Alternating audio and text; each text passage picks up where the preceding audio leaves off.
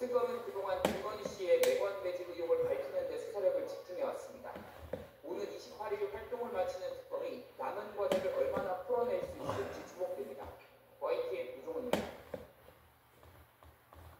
또 논란된 사건이 있습니다. 더불어민주당 문진석 원내수석 부대표가 김남국 대통령실 비서관에게 인사 청탁을 하는 장면이 포착됐습니다.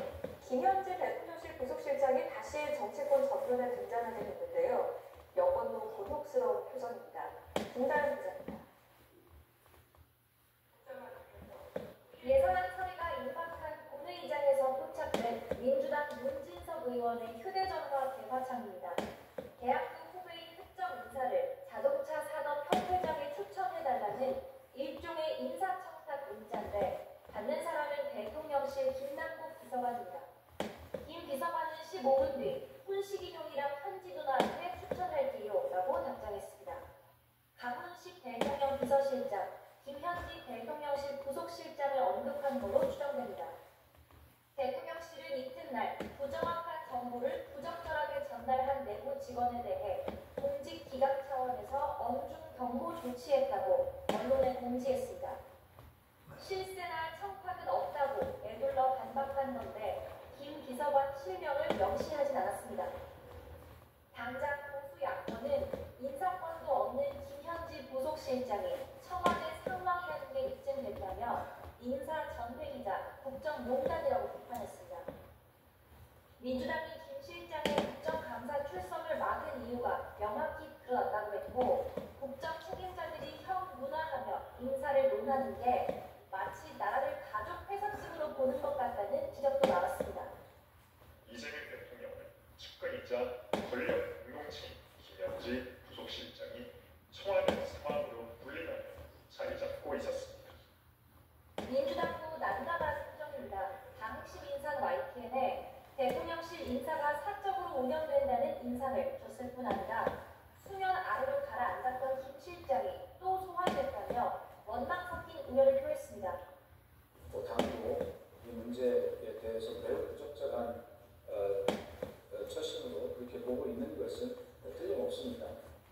이런 문총 속에 당사자인 문진석 의원은 국회의 모습을 드러내지 않았는데 소속 상임위인 운영위원회에서 원색적인 비난까지 나왔습니다. 인사청탁하다 들켜서 지금 현지 누나한테 조인트 가이드라도 가신 겁니까? 최소한의 30 넘지 않았으면 하는 바람입니다. 지난 10월 국정감사 내내 정치권을 달궜던 이재명 대통령의 핵심 측근 김현지 부속실장이 연말 전국 최대 쟁점으로 다시 자리 잡게 됐습니다. YTN 김대현입니다. 논란거리 하나 더 있습니다. 더불어민주당 장경태 의원의 성추행 의혹을 말씀드리는 건데요. 국회 법사위원회에서는 여야의 난타전이 벌어지기도 했습니다.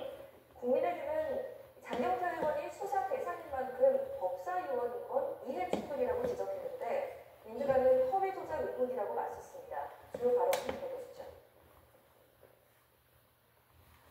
지금 수사 받으시잖아요. 성추행으로 피해자를 보고하지 않았습니까? 우리 법률가 출신 분들께 묻겠습니다. 이게 법사위원 자격이 있습니까? 여기서 어떻게 같이 회의를 진행합니까? 사보이 마시고요. 허위 보도에 대한, 조작 보도에 대한 확대 재생산을 하고 있습니다. 영상을 보면 아주 악의적인 조작 보도가 보입니다. 정치가 뭐 우리 낙후되니까 후진하더니 저게 무슨 이 언론의 출신입니까? 1년이 지나서 지금 무소가 된 사건이고 지금 사실로 동료를 공격하고 그것이 이미 수사가 충분히 돼서 기소돼서 법원에서 재판까지 받고 유죄 판결 받는 상황과 같습니까? 판에서 유죄 판결까지 났잖아요. 나경원 의원은. 이게 이해충돌이에요. 말이 안 되잖아요. 무고죄는 정급한 법백론이다. 여기 누가 본인이 한 얘기잖아요.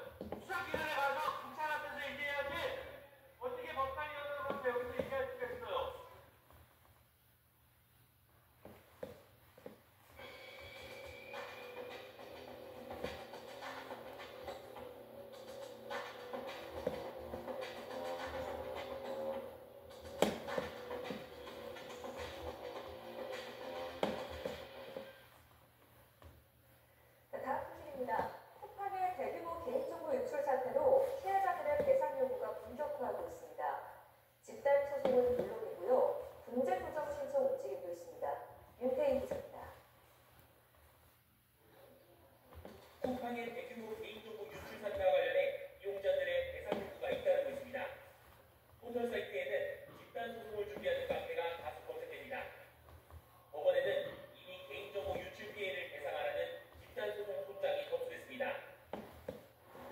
것만 확인이 되면 최대 300만 원까지 손해배상의 청구가 가능합니다. 하지만 과거 사례를 보면 배상액이 10만 원 수준인 경우가 대부분이고 2011년 싸이월드, 2012년 KT 정보 유출 사태처럼 수년 동안 법정 다툼을 벌였지만 배상을 받지 못한 사례도 있습니다. 이런 이유로 집단 분쟁 조정을 신청하는 시민들도 있습니다.